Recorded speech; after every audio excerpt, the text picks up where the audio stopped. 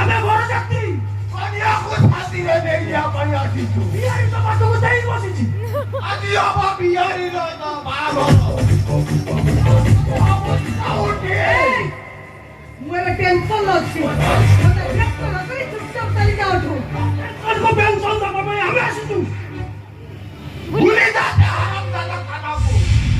ବିନ୍ଦାସ ବସି ଗାଡ଼ି ହେଇକି ବସିବୁ ଲୋ। ସେ ବିହାରୀ କହିଦେବୁ ସାରା ଜୀବନ ସେ ସ୍ୱପ୍ନ ଦେଖିବା ଛାଡ଼ିଦେବ। ଆଉ ସାରା ଜୀବନ ମୁଁ ସେ କାହ୍ନା ରହି ରହିଛି ଆଉ ରହିଥିବି ମଧ୍ୟ।